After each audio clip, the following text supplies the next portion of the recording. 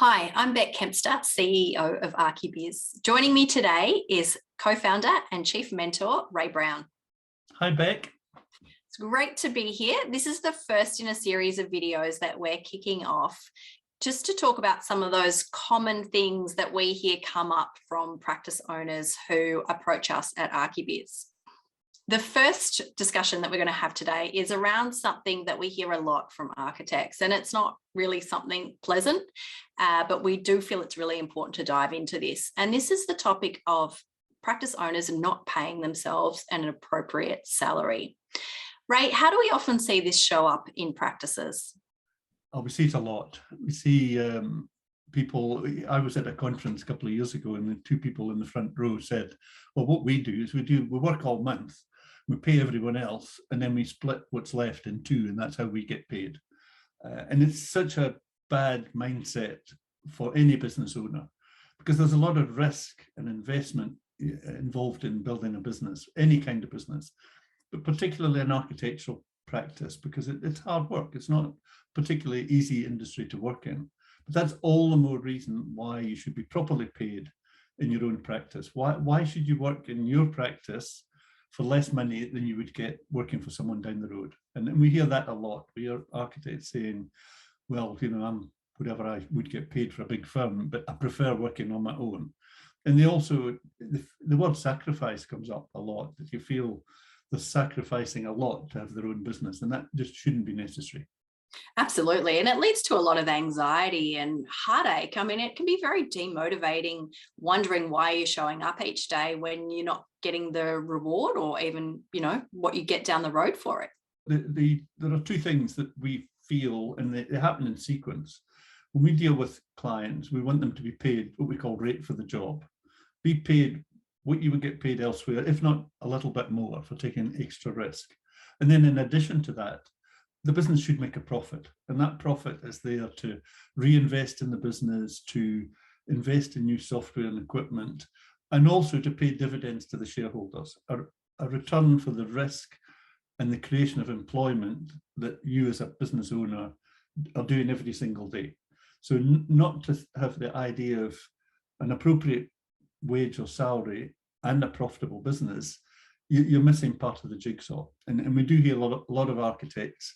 They almost see profit as it's almost a dirty word. It's almost, well, if we're getting a good salary and we're doing great work, that's enough. We're passionate, and that's enough. We call it the architectural narrative. And it sounds a bit like architecture is hard, no one understands us, it's hard to get properly paid for the work that we do. And that narrative circles in the architectural community. And we can tell you that that's not necessarily true. A properly organized architectural practice can pay rate properly for the work that's done and can make a profit. It's about running a proper business and realizing that it's good business that leads to good architecture, not good architecture that allows you to have a good business. You need that foundation, and you need the business fundamentals, if you like, to build your practice upon and tick all the boxes of having a successful business.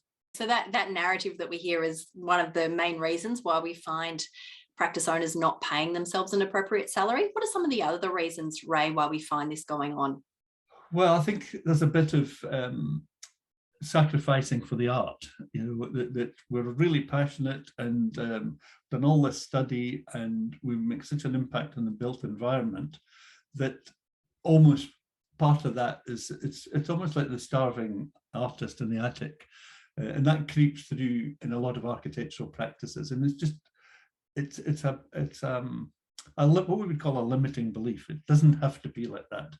If you get the story right, if you get some financial controls, for instance, in your business, and you know what's actually happening within that practice, then you can solve many of the problems, and you can also anticipate some of the problems. We meet so many architects who meet their accountant once a year, and their accountant says to them, you had a good year, you had a bad year, or this year was better than last year. And that's really the first time that finance has come into the picture. Whereas we would advocate that financial control is an ongoing process It's a way of knowing what's happening in your practice, know what's working, know what's not working, and giving you the opportunity to get what we would call an actionable insight, which is, if that's happening, we need to change something across here. And then you look at the numbers and you get the output and the outcome from those actions that you take.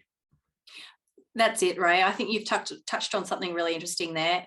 Sometimes it's not the narrative that's playing out at all. It's not that sacrifice mindset. Sometimes it's just simply this lack of understanding or lack of education around financial management tools or how to understand the numbers in the practice. If you want to perhaps share your story about your own experience around, reading a profit and loss statement. Yeah, well, I had two businesses and I was 38 and I didn't know the difference between a profit and loss account and a balance sheet. I didn't know how to run a profit, look at a profit or read a profit and loss statement.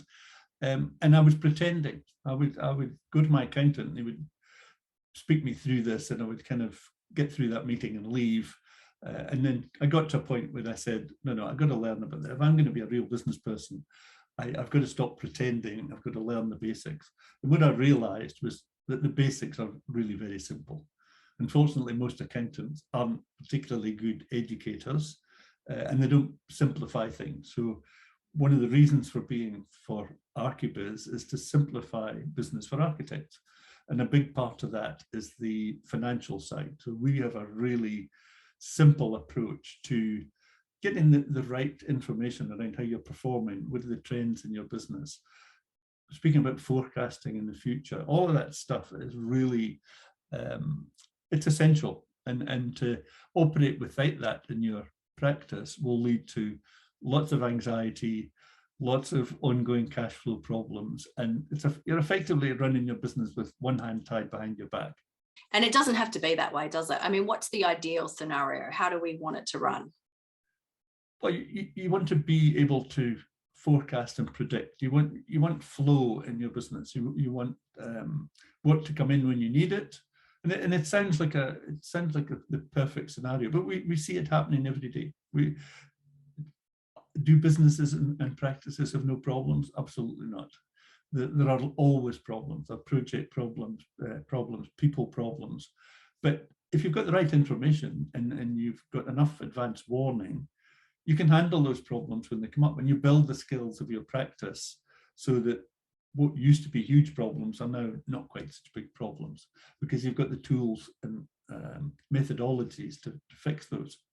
So Ray, for our viewers that are watching this today, what are the practical steps that they can take in order to change this for themselves and start paying themselves a more appropriate salary, or even to start taking a profit share?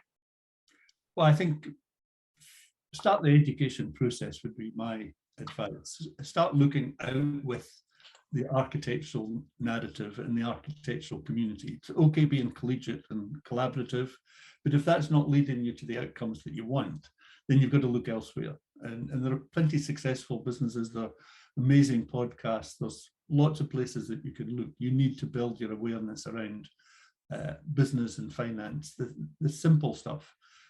The stuff that every business needs to get their head around so that they can run a successful business. And if you're sitting watching this video and you're feeling anxious about your practice, if you've got cash flow problems or you're just generally worried about the future, then you need to realize that there are solutions out there, and that isn't a necessary way of being.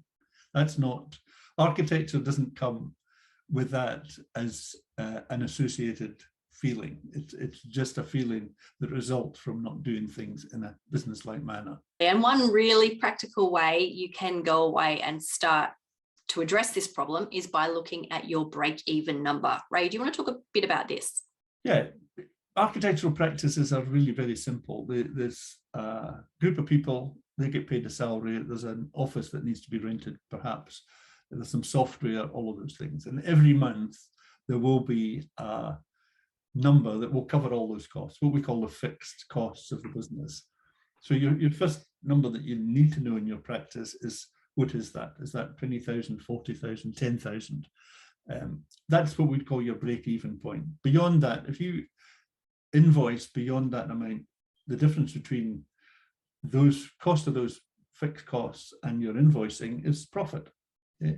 And you need to be projecting not just to pay the bills every month. That's the big mistake that we see. Oh, we've got enough to pay the bills next month. We need so much to survive. And the language is all around survival and anxiety and cliffs and all of those things that just add to the anxiety. You need to run a business that feels as if it's flowing a lot better and it's got some plan around it. And it's really great that you've touched on invoicing there, because it is really key to make sure that you are invoicing every month, isn't it? I mean, we often have come across so many people in the community that are invoicing based on when they feel they've done enough work, and it becomes a very arbitrary thing. And I get it, as someone who invoices in our business, that sending out that invoice, there can be some, it can be tough at times. You can sort of start to question, have I really delivered value in that month? But we absolutely advocate that you need to invoice monthly, don't we? Yeah, well, your costs are typically related to the month. And again, this comes back to educating the client and setting expectations that the client should expect an invoice from you every month. And you need to send out enough invoices that are going to cover your costs. We sometimes speak about the value you create. So it's not just about being busy and working hard and doing great work. And that's part of the story. But the other part of the story is, can I convert this hard work and this effort and this passion into an invoice that I send out at the end of the month? And that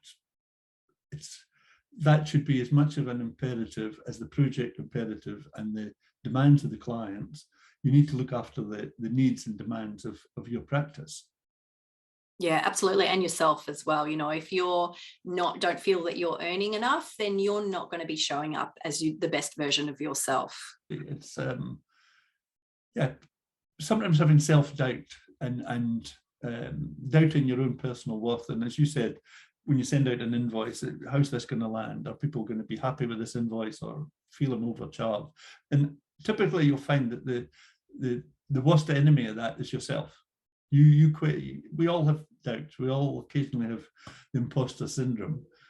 But getting through that and really being able to look in the mirror and say, I'm good at what I do. I can deliver for my clients, and I can probably deliver for my clients better than most other people that they're going to speak to.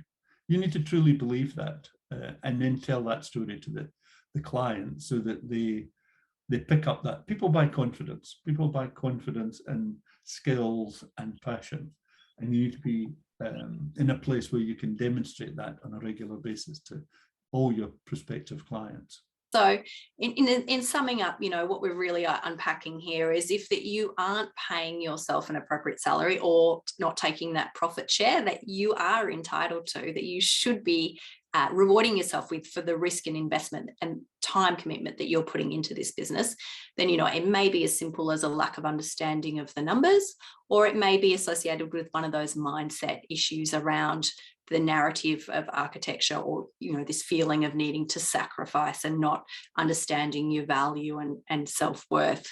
So what we suggest you do is really take 10 minutes now to go away. If you don't know that break-even number that you need in your business each month, that amount you need to invoice in order not just to pay the bills, but to make a profit, then go away and calculate that and make sure that you invoice each month. Set the expectation. If you need to change your fee proposals, to change your payment terms, do it. Just really take the time to take. It's all about taking these little steps that are going to lead to a big change over time. Yep. And if you're not paying yourself a proper salary, and your business is not making at least a modest profit, all you've done is create a poorly paid job for yourself. A poorly paid job with probably a lot of stress and sleepless nights as well. Yeah, absolutely. Yeah. So we would love to hear your thoughts on this and whether it's been helpful for you. Love to know if you're already invoicing monthly. If you know your break even, please jump into the comments. If you've got any further questions, you can ask us there, or you can reach out to us individually, ray@archibiz.com.au or beck@archibiz.com.au. We look forward to doing the next video and catching up with you soon.